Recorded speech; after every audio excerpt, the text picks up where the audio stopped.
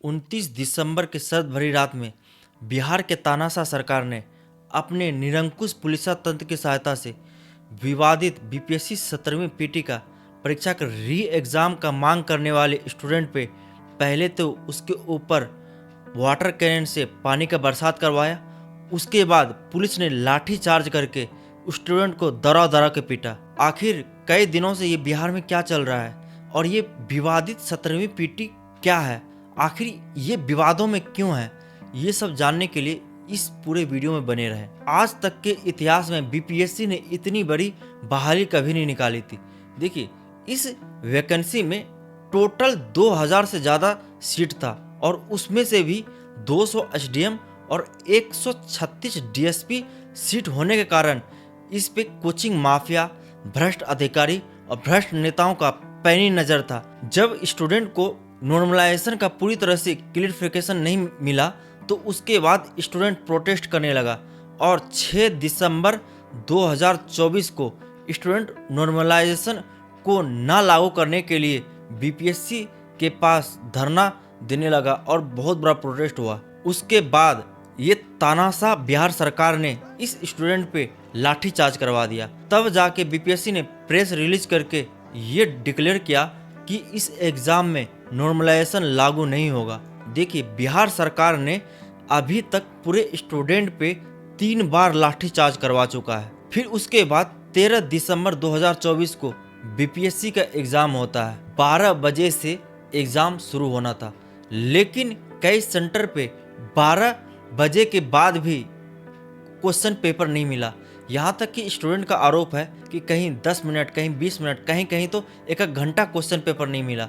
लेकिन 1 बजते बजते पटना का जो बापू सभागार था, जिसका कैपेसिटी 12,000 स्टूडेंट एक साथ पेपर दे सकता था, उस पे हंगामा खड़ा हो गया, जिसके कारण छात्र उग्र हो गए और वे बाहर आके प्रोटेस्ट करने लगे। उसके बाद ये अफरा तफरी देख के वहाँ का जो सेंट्रल सुप्रिटेंडेंट था राम इकबाल सिंह, उसे हार्ट अटैक आ जाता है। इस हंगामा के समय पटना का थप्पड़बाज डीएम चंद्रशेखर का एंट्री होता है और वे एक स्टूडेंट पे बहुत जोरदार थप्पड़ जड़ देता है, जो कि ये दिखाता है कि तानाशाही किस स्तर पे पहुंच गया है कि कोई भी नागरिक अपने अधिकार के लिए प्रोटेस्ट या मांग भी नहीं कर सकता। प्रोटेस्ट कर रहे स्टूडेंट ने इस एग्जाम को कैंसिल करवाने का मांग करने लगा, क्योंकि उसे शक था कि ये पेपर लीक हो चुका है और साथ ही साथ कई सेंटर पे बहुत देरी से क्वेश्चन पेपर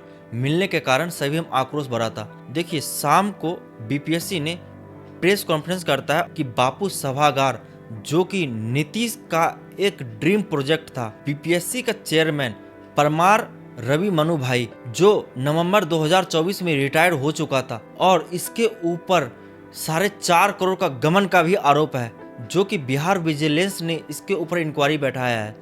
फिर भी बिहार सरकार ने इस भ्रष्ट अधिकारी को बीपीएससी का चेयरमैन बना के पटना के बापू सभागार का ही एग्जाम कैंसिल किया, जिसके कारण पूरे स्टूडेंट में आक्रोश फैल गया, क्योंकि स्टूडेंट का मांग था कि पूरी परीक्षा को ही कैंसिल करके दोबारा से री एग्जाम करवाया जाए।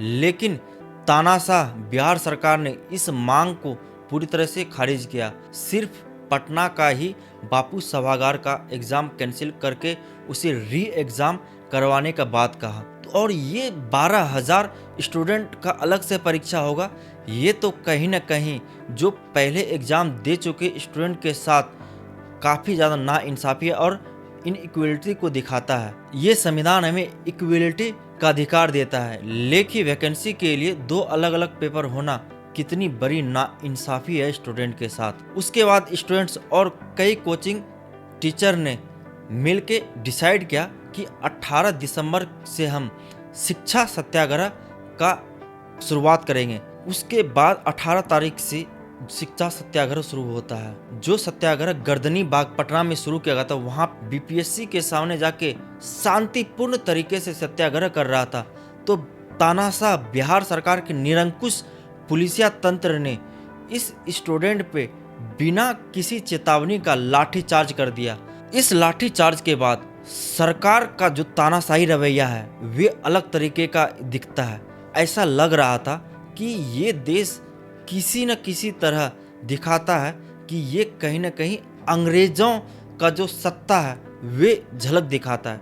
क्योंकि इस सत्याग्रह को तोड़ने के लिए बिहार सरकार ने साम दंड भेद का बहुत ही बड़ा इस्तेमाल किया और स्टूडेंट्स और टीचर पे पूरी उसका गिरफ्तारी किया गया और उसके ऊपर एफआईआर किया गया। सशर्त और बॉन्ड के साथ उसको जमानत दिया और कहा गया कि आप आंदोलन से दूर रहेंगे और इस सत्याग्रह में शामिल नहीं होंगे। कहीं न कहीं बिहार सरकार चाहता था कि ये आंदोलन खत्म हो जाए। प्रशांत किशोर जो जन स्वराज का संयोजक है, गांधी मैदान पटना में जाके छात्र संसद करना पड़ेगा, यानी कि इसके लिए 29 दिसंबर का दिन चुना गया। उसके बाद सभी स्टूडेंट्स और टीचर्स और अभिभावक वे पटना के गांधी मैदान में एकत्रित हुए और उसके बाद लाठी चार्ज करके दौरा के सबको पीटा गया। लगभग 600 स्टूडेंट पे एफआईआर किया गया। जो पटना सेंटर का जो एग्जाम कैंसिल हुआ था उसका 4 जनवरी 2025 को एग्जाम होना था। स्टूडेंट का मांग था कि ये पटना सेंटर के साथ साथ जो पूरे बिहार में जो सेंटर था उसको भी कैंसिल करके दोबारा से री एग्जाम करवाया जाए, लेकिन सरकार इसके लिए कुछ बोलने को तैयार नहीं था। यहाँ तक कि जो 13 दिसंबर को एग्जाम हुआ था उस पे ये भी आरोप है कि कई सेंटर पे माइक के द्वारा बोला गया है और कई सेंटर पे तो ग्रुप पिंग होके भी एग्जाम सॉल्व किया गया।